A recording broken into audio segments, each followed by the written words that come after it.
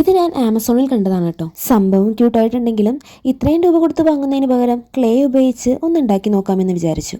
പറഞ്ഞു വരുമ്പോൾ ഈ ക്ലേയും ഞാൻ വീട്ടിൽ തന്നെ ഉണ്ടാക്കിയതാ. അതിൻ്റെ വീഡിയോ ഞാൻ വേറെ പോസ്റ്റ് ചെയ്യാം.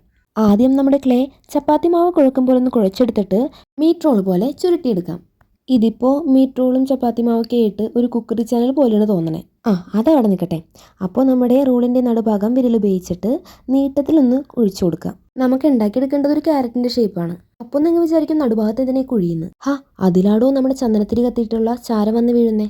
ഇനി നമുക്ക് ക്യാരറ്റിൻ്റെ മുട്ടിൽ വെക്കാൻ വേണ്ടിയിട്ട് ടിയർ ഡോപ്പ് ഷേപ്പിൽ ഇലയുണ്ടാക്കാം. ഇല എന്താ ഈ ഷേപ്പിലെന്നാണ് വിചാരിക്കുന്നത്? റെഫറൻസ് പിക്കിൽ ഇങ്ങനെയാ. അതുപോലെ തന്നെ ആയില്ലെങ്കിലും ഏതാണ്ട് ഇങ്ങനെയൊക്കെ ഞാൻ സെറ്റ് ചെയ്തിട്ടുണ്ട്. ക്യാരറ്റുമേലുള്ള ഈ വിള്ളലും പാടൊന്നും മൈൻഡാക്കണ്ട. നമ്മുടേത് ഒരു മാജിക്കൽ ക്ലേ ആണ്. ഉണങ്ങി വരുമ്പോൾ താനെ റെഡി ആയിക്കോളും. നമ്മുടെ അടുത്ത ടാസ്ക് ക്യാരറ്റിന് മുകളിൽ വയ്ക്കാനുള്ള മുയലിനെ ഉണ്ടാക്കലാണ്. ക്ലേ കൊണ്ട് തന്നെ ഒരു കൊച്ചു ബോൾ ഉണ്ടാക്കിയിട്ട് 2 ചെവി കൂടി വെച്ച് കൊടുത്താൽ നമ്മുടെ മുയലിൻ്റെ തലഭാഗം റെഡിയായി. ഇച്ചിരി കൂടി വലിയ ബോൾ ഉണ്ടാക്കിയിട്ട് 2 കുഞ്ഞു കൈയും 2 കുഞ്ഞു കാലും കൂടി ഒട്ടിച്ചു കൊടുക്കണം കേട്ടോ. ക്ലേ മോഡലിംഗ് ഒക്കെ നന്നായിട്ട് അറിയുന്നവർക്ക് ഇതിലും ഭംഗിയിൽ നല്ല ഒറിജിനൽ പോലെ തോന്നുന്ന മുയലിനുണ്ടാക്കിയെടുക്കാം. ഞാൻ അത്രക്കും എക്സ്പേർട്ടൊന്നും അല്ലാത്തത് കൊണ്ട് എനിക്ക് പറ്റാവുന്ന പോലെയൊക്കെ ഞാനും ഉണ്ടാക്കിയെടുത്തിട്ടുണ്ട്. ഇനി ഇതുമേൽ നമുക്ക് നേരത്തെ ഉണ്ടാക്കി വെച്ച ആ മുയലിൻ്റെ തലയില്ലേ അതൊന്ന് ഒട്ടിച്ചു കൊടുക്കാം. നന്നായിട്ട് ഒട്ടിയിരിക്കുന്നില്ലെന്ന് തോന്നിയാൽ നമുക്ക് ഇത്തിരി ഫെവിക്കോൾ വെച്ചിട്ട് നന്നായിട്ട് ഒട്ടിച്ചെടുക്കാം. ഇനി ഈ മുയലിനെ നമ്മുടെ ക്യാരറ്റ് മേൽ ഒട്ടിച്ചു കൊടുത്താൽ നമ്മുടെ ക്രാഫ്റ്റ് ഏതാണ്ടൊക്കെ സെറ്റായി.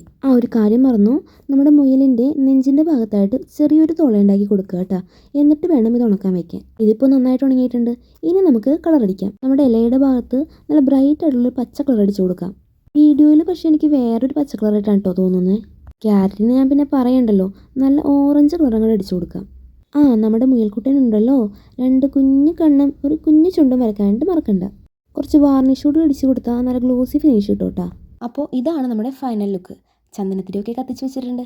എനിക്കെന്തായാലും ഒത്തിരി ഇഷ്ടമായി. നിങ്ങൾക്ക് ഇഷ്ടമായോ എന്ന് കമൻറ്റിൽ പറയണേ.